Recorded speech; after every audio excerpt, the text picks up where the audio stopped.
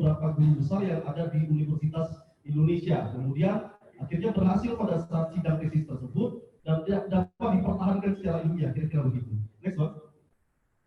Nah kemudian Yayasan Sultan Hamid II tahun 2000 pertama kali di Indonesia melakukan presentasi, melakukan pameran lambang negara di Kesultanan Kadriah Pontianak. Pada saat itu setelah terungkap fakta Sultan Hamid II sebagai perancang lambang negara oleh tesis Pak Kuliman, kemudian dipublis di media massa, kemudian heboh gitu, kemudian ramai dibicarakan. Kemudian setelah itu kita lakukan pameran lambang negara untuk pertama kalinya yang ada di Indonesia, karena kalau dulu zaman Orde Baru kira-kira jadi seperti ada mispersepsi terkait dengan perancang lambang negara ini siapa. Jadi kalau dulu cerdas cermat itu siapa perancang lambang negara, orang bilang Muhammad Yamin, dan dibenarkan oleh Aleris begitu kira-kira. Tapi kemudian setelah ada fakta baru yang diungkap oleh Pak Tuima, kemudian memunculkan sudut pandang yang baru pula. Nah, kemudian pada saat itu dihadiri oleh beberapa elemen masyarakat, oleh Kodam, oleh Polda, elemen sipil, tokoh-tokoh masyarakat, dosen, profesor, kemudian masyarakat, buruh, dan seterusnya. Nah, pada saat itu kita lakukan proses panel, proses perancangan lambang negara tersebut, itu untuk pertama kali. Kemudian next month, kemudian tahun 2000 juga, Yayasan Sultan Hamid II mengadakan seminar lambang negara, seminar sejarah lambang negara untuk pertama kali. Kemudian, pada saat itu Pak MPR datang, Bapak Akbar Tanjung juga datang.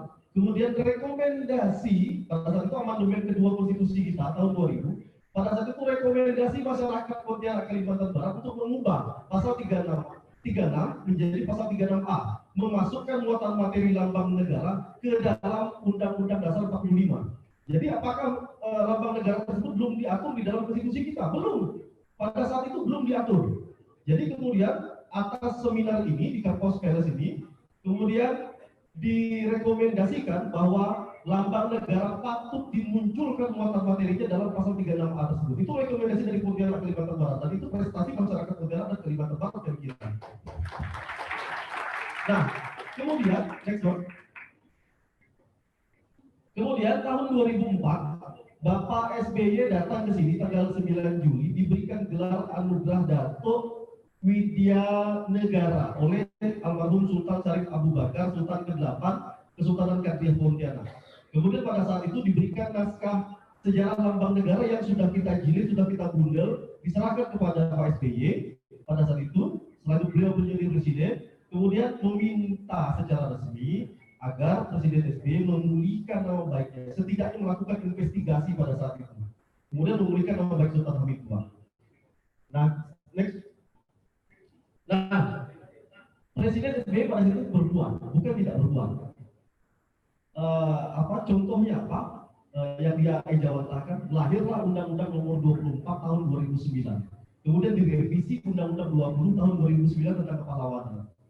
Nah, kemudian ini yang menjadi krusial poin, Bapak Ibu anggota DPR RI, Ibu Bapak yang pernah kami bahas juga dulu di DPR RI, agar undang-undang ini yang lahir terkait dengan bendera, bahasa, lambang negara serta lagu kebangsaan ini kemudian setelah kami membacanya ada kekecewaan seperti itu kira-kira. Dalam pasal 58 Undang-Undang 24 Tahun 2009 ini disebutkan Wakil Rudolf Supratman sebagai pengubah lagu Indonesia Raya.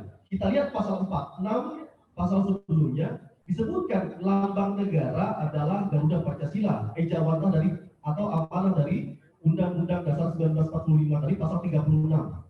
Tapi tidak disebutkan nama perancangnya. Ini diskriminasi hukum yang saya kira menjadi catatan bersama masyarakat Kalimantan Barat untuk meminta atau mendorong wakil rakyat kita untuk memasukkan muatan materi di dalam pasal 46 bahwa Sultan Hamid II adalah perancang lambang negara di dalam undang-undang tentang bendera, bahasa, lambang negara dan serta lagu kebangsaan ini. Karena apa? Karena tidak adil.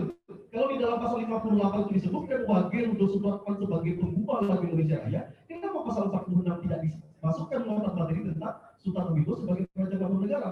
Maka dari itu juga menjadi fokus atau konsep perhatian kami untuk mendorong agar wakil rakyat kita memasukkan muatan materi tersebut. Next one. Kemudian tahun 2010-2011 kita juga bekerja sama dengan Museum Konferensi Asia Afrika mengadakan pameran lambang negara selama 3 bulan. Kira-kira seperti itu. Dan kemudian melakukan seminar nasional 60 tahun hari jadi lambang negara kita. Pada saat ini sampai dengan hari ini memang belum ditetapkan sebagai hari nasional peringatan hari lahir lambang negara tanggal 11 Februari 1950. Tapi kami terus memperingati setiap tahunnya pada tanggal 11 Februari tersebut. Nah, kemudian pada saat itu seminar itu hadir beberapa sejarawan untuk membedah, untuk mengulas soal sejarah lambang negara ini. Next one. Kemudian tahun 2012 saya menyelesaikan tesis berjudul Delik terhadap keamanan negara atau makar di Indonesia, suatu analisis yuridis normatif pada studi kasus Sultan Hamid II tahun 1950 tahun 1953. Yang pada kesimpulannya saya menyimpulkan bahwa Sultan Hamid II ini sebetulnya tidak bersalah. Tadi sudah diulas secara tuntas, secara spesifik oleh Pak Mahendra soal keterkaitan dengan Westerling dan seterusnya. Saya hanya menyampaikan beberapa poin terkait kasus Sultan Hamid II. Sultan Hamid II ini ditangkap tanggal 5 April 1950 oleh Sultan Hamengkubuwono IX atas perintah Jaksa Agung Tirta-Winata. Kemudian diadili tahun 1953, kira-kira begitu, 23 Februari 1953. 3 tahun Sultan Hamid II mendekam dalam tahanan, Pak. Kalau lahir Undang-Undang Nomor 8 tahun 1981 hari ini tentang Kitab Undang-Undang Hukum Acara Pidana itu merupakan pelanggaran HAM dan harus dibebaskan. 3 tahun, Pak. Penahanan itu bukan hukuman. Penahanan itu agar si tersangka tidak melarikan diri, tidak menghilangkan barang bukti, kemudian tidak mengganggu keterangan saksi-saksi yang ada. Tapi ini 3 tahun dalam tahanan. Maka dari itu saya simpulkan dalam tesis saya, ini merupakan peradilan politik, begitu. Ini merupakan peradilan politik, walaupun dikatakan ingkrah tadi. Kemudian yang kedua, soal pers. Pada saat itu 1950, Sultan Hamid II sudah distereotipkan sebagai seorang penjahat, sebagai seorang pemberontak. Saya pada saat itu juga ke Arsip Nasional, tidak ada datanya, Pak, hanya 1 foto. Akhirnya saya kemudian ke Perpusnas, saya menemukan tabloid, kemudian pemberitaan pada saat itu yang menstereotipkan Sultan Hamid II sudah sebagai seorang penjahat. Jadi pers itu sudah mengadili Sultan Hamid II sebelum diputuskan tahun 1953. Kemudian yang ketiga, yang saya soroti juga tadi, Westerling, yang pelaku utama tadi, soal 2 kejadian tanggal 23 Februari 1950 dengan 24 Februari 1950, itu tidak dihadirkan dalam peradilan untuk didengarkan keterangannya. Bagaimana kita bisa mengatakan ini peradilan suatu peradilan yang fair begitu? Tidak didengarkan keterangannya. Hanya 1 saksi yang melihat, mendengar, kemudian mengalami langsung peristiwa perjumpaan antara Sultan Hamid II di Hotel The Seine dengan Westerling, itu Frans Nayoan. 1 saksi saja. Kemudian ditambah dengan saksi-saksi yang lain. Itu pun dia tidak melihat perjumpaan dengan Westerling tadi itu. Saya kira nanti bisa Anda baca dalam artikel dalam Jurnal Hukum dan Pembangunan UI. Saya ada lampirkan dalam Jurnal Hukum dan Pembangunan UI kesimpulan dari tesis saya tersebut. Next one. Dan kemudian tambahan catatan saya, Profesor Andi Hamzah, pembimbing tesis saya juga sepakat bahwa Sultan Hamid II sebetulnya tidak bersalah begitu. Kemudian tanggal 29 Februari 2012 itu kami melakukan diskusi ilmiah bersama Kementerian Sekretariat Negara tahun 2012, pada saat itu zaman Pak Sudi Silahi begitu. Kemudian kita bahas soal lambang negara, Sultan Hamid dan seterusnya. Kita bahas secara spesifik. Next one. Tanggal 19 Juli sampai dengan 14 Agustus, Kementerian Luar Negeri, Bapak Martinata Legawa ditanya oleh para duta-duta besar asing, siapa perancang lambang negara dan bagaimana sejarahnya. Pada saat itu mereka tidak bisa menjelaskan. Siapa yang bisa menjelaskan? Yayasan Sultan Hamid II melalui Pak Turiman. Kemudian kita menyelenggarakan, Yayasan Sultan Hamid II bekerja sama dengan Museum Konferensi Asia Afrika dan Kementerian Luar Negeri menyelenggarakan pameran lambang negara selama 3 bulan. Kemudian pada saat itu hadir tokoh-tokoh, kemudian Bapak Martinata Legawa juga, kemudian dan seterusnya. Itu kita pamerkan, kita ungkap fakta soal Sultan Hamid II sebagai perancang lambang negara tersebut dan proses perancangannya. Next one. Kemudian 2013 kami konsen ke Pontianak Kalimantan Barat karena masyarakat Pontianak Kalimantan Barat juga faktanya tidak begitu memahami secara spesifik soal sejarah Sultan Hamid II. Tanggal 24 Mei 2013 kami melakukan fokus group discussion di Top Indonesia, mengundang semua tokoh-tokoh masyarakat Pontianak, semua tokoh-tokoh masyarakat Kalimantan Barat untuk membedah bersama soal sejarah Sultan Hamid II ini. Next, no?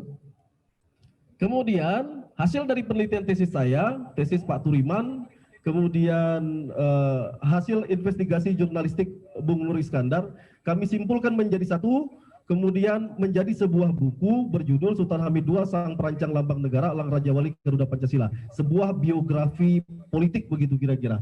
Pada saat itu Bapak Osman Sabtaodang, tokoh nasional asal Kalimantan Barat juga hadir. Pada situ Pak Sutarmiji juga menjadi wali kota dan seterusnya. Itu kita lakukan dan animo masyarakat Kalimantan luar biasa. Itu fakta bahwa masyarakat Kalimantan Barat ruangan ini 1.000 orang lebih hadir pada saat itu di PCC.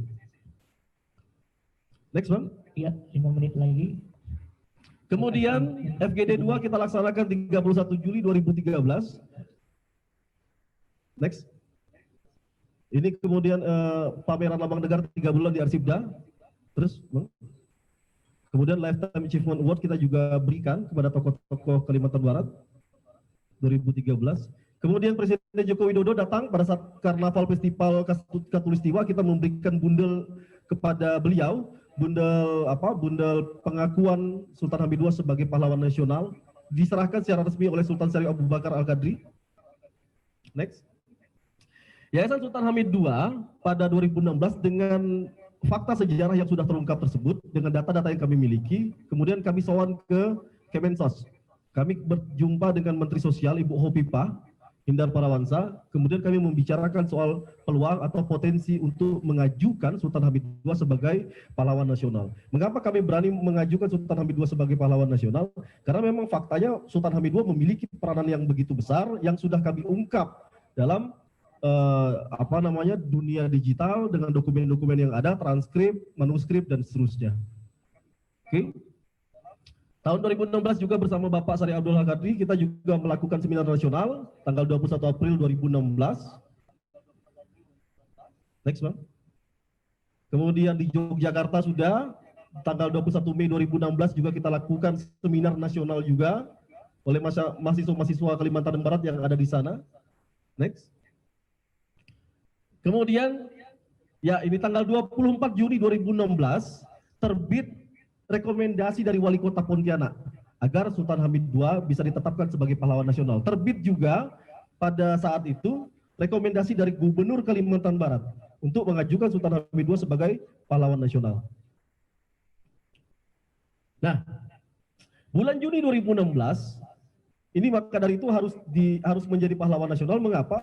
Karena secara resmi Kementerian Riset dan Teknologi dan Pendidikan Tinggi Kemendikti sudah menerbitkan mata kuliah dasar umum, kurikulum mata kuliah dasar umum MKDU, Pendidikan Pancasila dan Pendidikan Kewarganegaraan. Diejawantahkan sejarah tersebut di dalam MKDU itu bahwa Sultan Hamid II sebagai perancang lambang negara. Ini resmi dari Kemendikti RI Republik Indonesia. Kemudian tahun 2016 kami secara resmi mengajukan Sultan Hamid II sebagai calon pahlawan nasional Republik Indonesia dengan segala macam data-data, dokumen-dokumen, buku dan argumentasi-argumentasi di dalamnya. Kemudian kami ajukan secara resmi, diterima oleh Kementerian Sosial Republik Indonesia.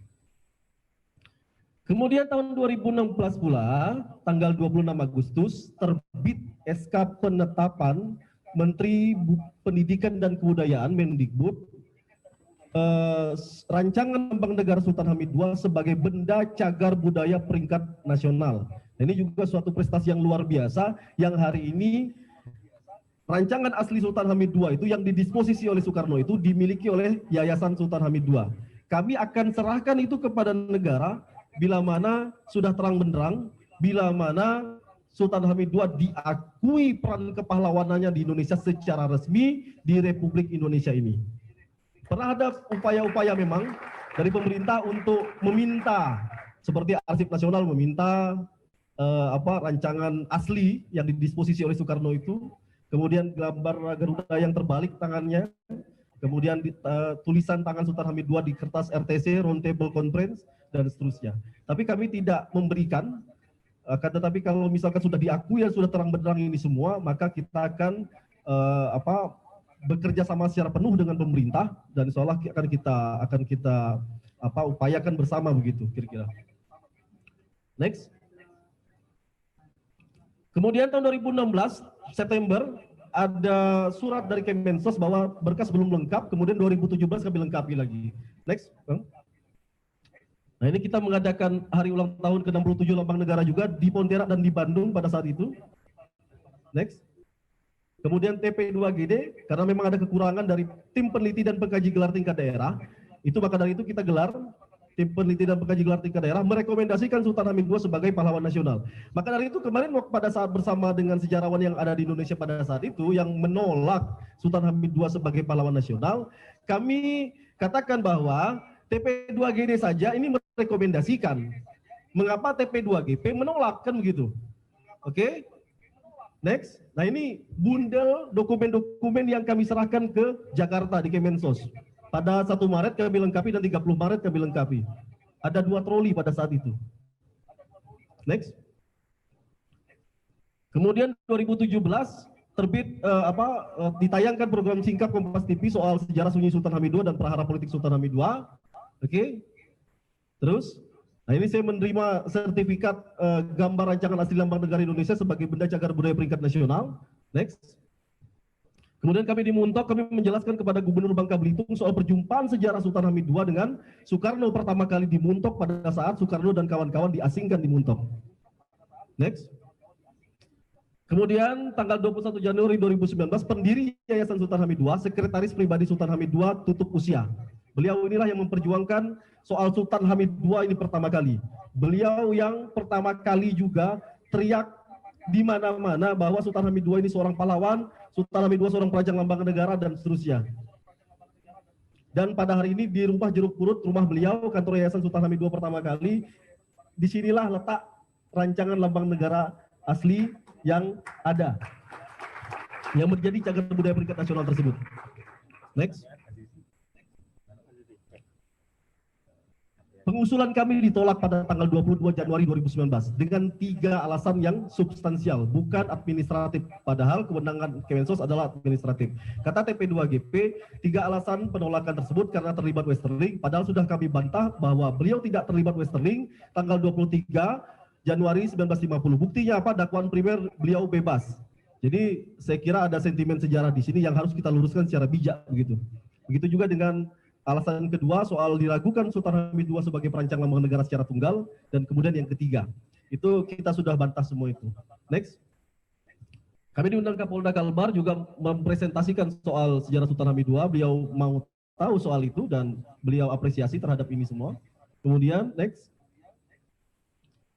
Kemudian 20 Agustus dan 28 Agustus surat bantahan dan keberatan dari Pemprov Kalimantan Barat, dari Pak Gubernur Kalimantan Barat, dan kami Yayasan Sultan Hamid II yang kami kirim kepada Kemensos RI 2019.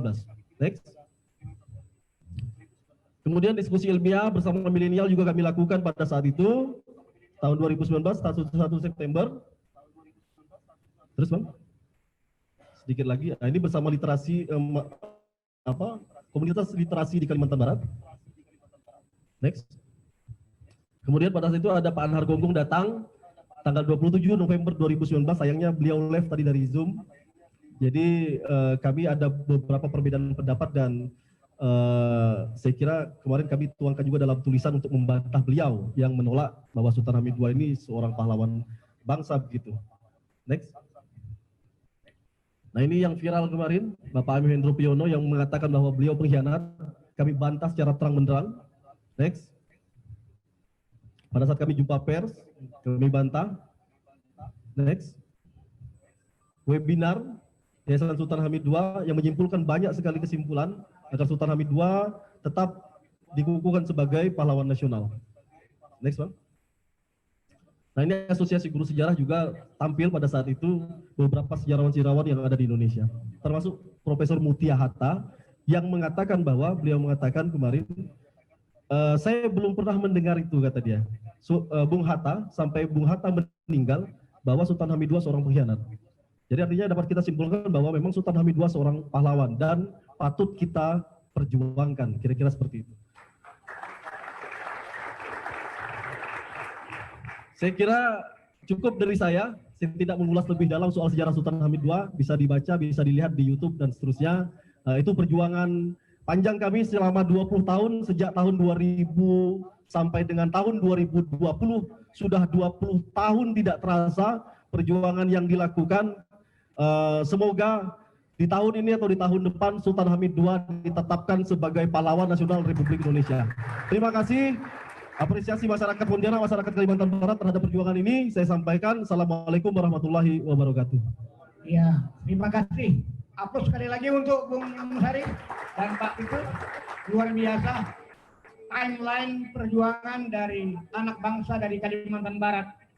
Dan kita akan memasuki sesi tanya jawab. Ya, saya beri waktu teman 7 menit per orang, baik yang langsung live on host atau teknikal memilih pertanyaan dari peserta webinar dan yang offline yang ada di sini. Untuk sesi pertama saya beri waktu 7 menit per orang. Saya beri kesempatan 3 orang pertama tanya jawab dulu, baru nanti ada pembanding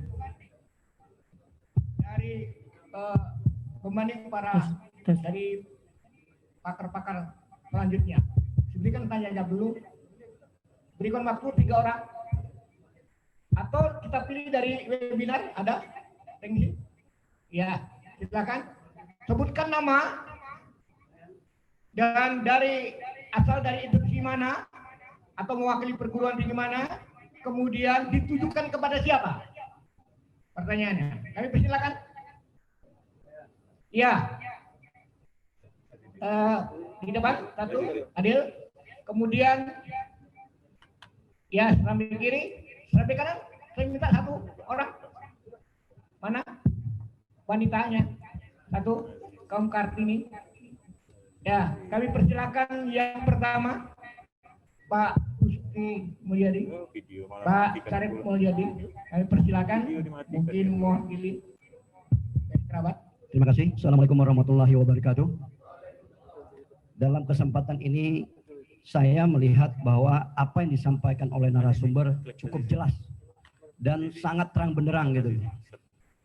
Cuma yang saya akan coba pertanyakan di sini, mengkilas balik sejarah, bahwa saya bagi Gerakan Sultan Hamid ini ada 3 fase ya. Fase pertama, beliau dari tahun 38 sejak tamat dari Breda dengan pangkat letnan, terus bergerak sampai tahun 45. Ya. Tahun 42 beliau sudah berpangkat letnan, Ya. ditugaskan di Balikpapan oleh Belanda. Selanjutnya terjadi pertempuran di situ. Beliau Belanda melawan Jepang dan beliau akhirnya ditahan karena Jepang menguasai, ditahan di tahanan Jepang di Batavia. Itu fase pertama, clear untuk fase pertama. Fase kedua adalah masuk kepada selama beliau dalam tahanan, beliau tidak tahu apa yang terjadi dengan daerahnya sendiri, Pontianak. Begitu beliau keluar dari penjara, beliau pulang ke Pontianak mencari tahu tentang orang tuanya yang meninggal, yang terbunuh. Disinilah titik balik daripada perjuangan seorang Sultan Hamid II terhadap negara Indonesia. Karena ada